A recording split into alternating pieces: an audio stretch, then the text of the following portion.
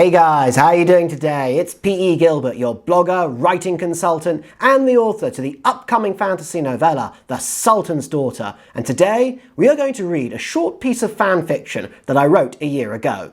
It is called A Lord Laughed At, and it is from the point of view of an 8-year-old Tywin Lannister. But before we go any further with today's content, hit that subscribe button.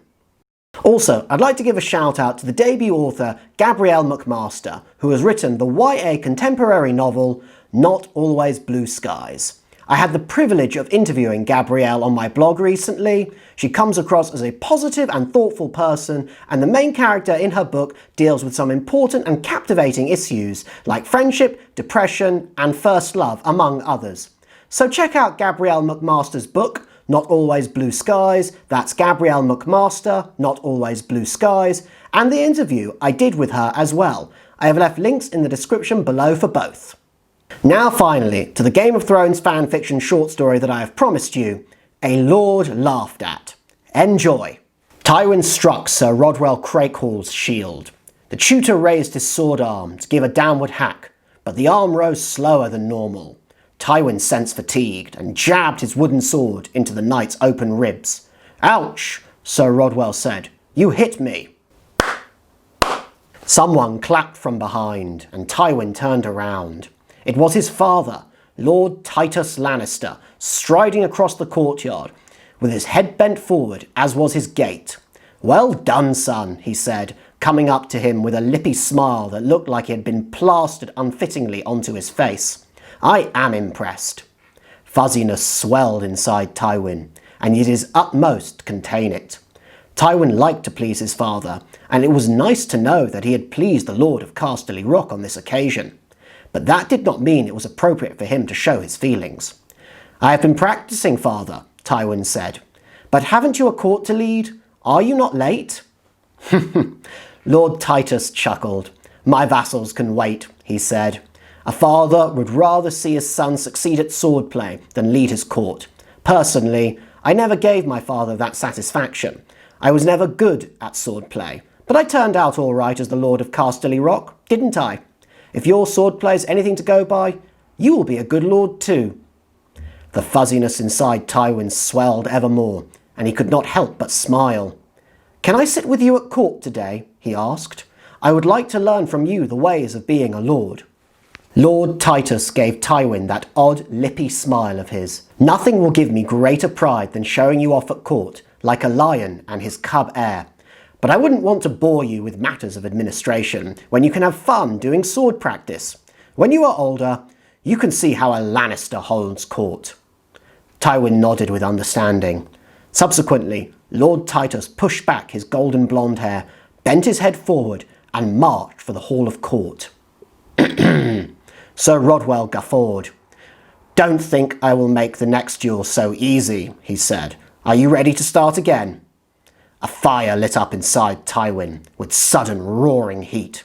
He had been fooled. Fatigue had not slowed the sword tutor's arm. Sir Rodwell had deliberately given him a free hit to make Lord Tytos happy. Tywin hated when others gave him a free hit. It was patronising. "Never do that again," Tywin said, "irrespective of whether my father is watching." "Then do better," Sir Rodwell responded. Tywin roared and lunged at the master-at-arms. But Sir Rodwell dodged the strike. "Too predictable, boy," he said. "I would have slashed open your back by now if this were a real duel." Tywin ignored the remark. Sir Rodwell said nonsense every day when they practiced, to bring about anger and rashness. But Tywin Lannister was not one to be fooled by such tactics. Instead, he looked for weaknesses in his sword tutor's stance. When he saw none, Tywin pulled back his sword to put off the knight. But then Sir Rodwell bellowed a war cry and charged at him like a bull. Tywin put up his sword for defence and blocked the strike, but the knight's momentum knocked him to the ground. Tywin's buttocks banged the stone yard and he yelped. "Get up," Sir Rodwell barked. "You might be the heir to Casterly Rock, but that will mean nothing on the battlefield when a brute with more brawn than brain attacks you. Now get up!" Tywin scowled. He was 8 years old. How could he possibly compete against someone who was a head taller than him, 4 times heavier than him, and had 30 years of fighting over him? It was ridiculous.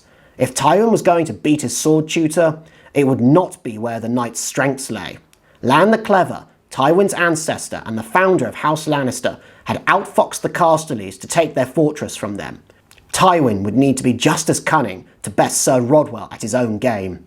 "Did you not hear me, boy?" Sir Rodwell said. "Get up!" Tywin pushed himself up. His body groaned, and pain blazed from his bruised muscles. He got back up onto his feet, but his leg buckled, and he could not regain his balance. Sir Rodwell sighed. "Get a drink and take a break," he said. "Come back outside in half an hour. By then your leg should be better." Tywin scowled as the knight turned his back. Tywin would rather have carried on through the pain than be told to take a break, even if it meant taking 100 hits. "Don't patronise me," he shouted. "Get back here." "I would never patronise you. You are not your Sir Rodwell stopped himself and shook his head. "We are not stopping so your leg can get better. I need to use the privy." Tywin relaxed. Sir Rodwell was a demanding tutor and a bully, but he was also honest and true to his word. Tywin hoped that everyone beneath him one day were like Sir Rodwell. Then the Westerlands would thrive. The clouds opened and the rain fell. Tywin looked around and his stomach lurched, realising that he was the only one in the courtyard. Tywin did not want to look like he had been left behind, and he limped inside, grimacing with every step. "Are you hurt?" Jenna asked. "No," Tywin lied. He did not want others to know when he was in pain. Pain was weakness. He preferred to lie and make out that all was well, rather than admit weakness to others, even to his 5-year-old sister. "I just need a drink of water," he said. "And some dry clothes," Jenna added. Tywin pushed back a few strands of his golden hair from his eyes.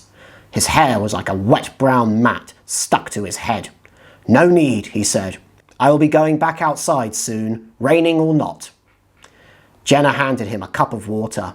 Tywin glugged it down and exhaled. The rank smell of his own sweat filled his nostrils, and he appreciated then that he should have asked for a new set of clothes just to get rid of the smell. But he could not ask for new clothes now. That would have been tantamount to admitting a mistake, which he could reveal to others no more than he could reveal pain. So he let his awful scent assail his nostrils, while silence fell between himself and his sister, until the murmurs of their father addressing his court resonated in the room. An idea then gonged in Tywin's mind. Lord Tytos had said that Tywin would have to wait until he was older to sit at court with him. But that did not mean Tywin could not see how his father held court from behind a wall. Tywin's stomach fluttered. He sprung into a run, until pain exploded from his leg, and he halted with a grimace. "Tywin," Jenna said, "are you all right?" "Yes, I'm fine," Tywin interrupted, and grabbed hold of the nearby banister before he fell.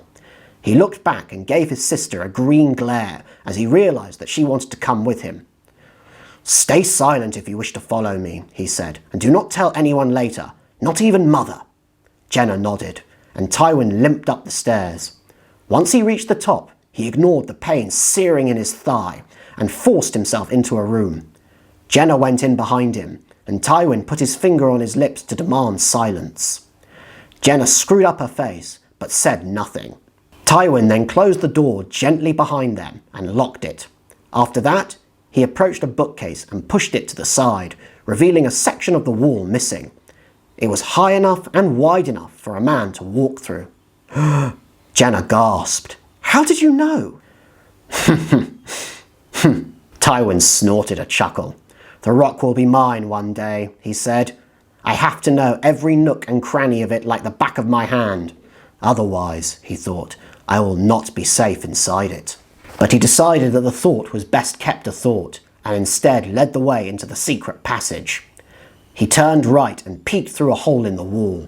Tywin's heart skipped a beat as he looked down upon the court as if he were a spy, and he smiled proudly upon seeing his father, standing up at the head of the long rectangular table with his vassals down the sides of it.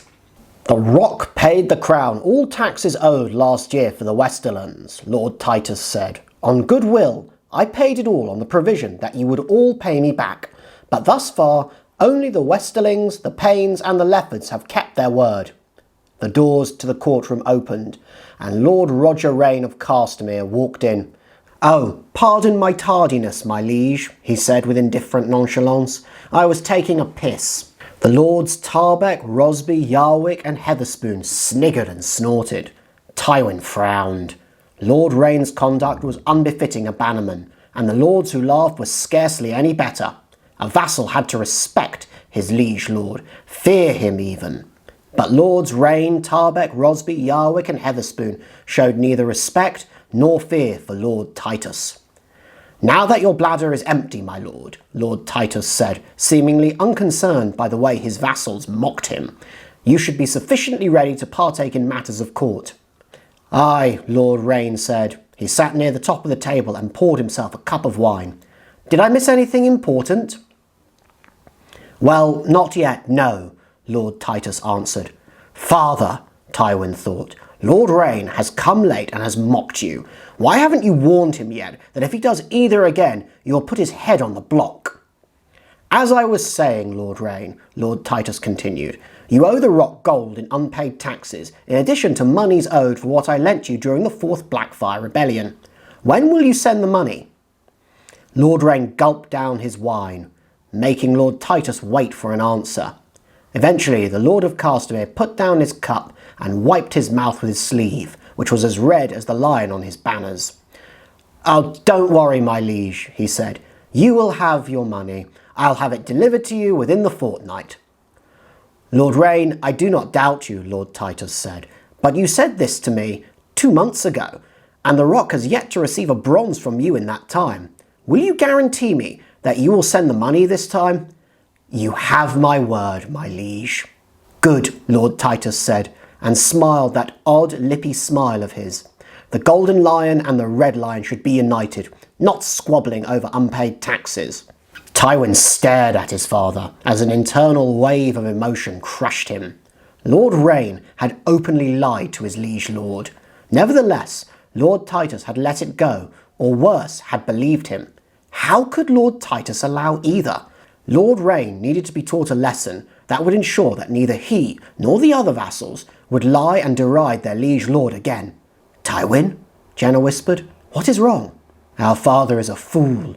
I love him, but he is unfit to be the Lord of Casterly Rock." "You cannot speak this way about father. He is a good, kindly man and a fool all the same." "Everyone knows it. Look at how his vassals laugh at him, how they mock House Lannister." Jenna's eyes widened, but she shook her head. "If you are going to speak this way about father, it is best we never watch him at court again, or speak of the matter again either." Jenna turned and went back toward the room they had come from. Tywin followed. He needed to get back to Sir Rodwell anyway. Pain blasted from his bruised leg as he moved. The pain reminded him of falling onto his backside, of Sir Rodwell gifting him a hit, and of his father praising him for striking his sword tutor. The pain intensified at the memory of his father's praise. That Tywin had been pleased to hear praise from Lord Tytos now repulsed him. Praise from a man who could be so easily deceived and mocked was no praise at all. "Jenna, whatever you may think of father," Tywin said, "at 8 years old, I can tell you that a liege lord should not be made a fool of or laughed at by his bannermen. When I am Lord of Casterly Rock, I will ensure that insolence and mockery will not go unpunished." And that's all I have for you today, guys. Thank you for watching, and I hope you enjoyed this fanfiction short story. Like, comment, and hit that subscribe button so that you'll be the first to receive more Game of Thrones related content, including a second part to this story. But in the meantime, let me know what you think of a lord laughed at. Do you agree with Tywin's assessment of his father? Do you think Lord Tytos was a fool? What's more, come the 2nd of July, my debut fantasy novella, The Sultan's Daughter, is going to be released. I have left a link in the description below. Check it out. Otherwise, until next time, keep well. Once again, guys, I just wanted to say thank you so much for watching my video. I really appreciate it and I hope you've enjoyed it. Hit that subscribe button and then you will be the first to receive more awesome content from my channel, and I hope to see you again soon.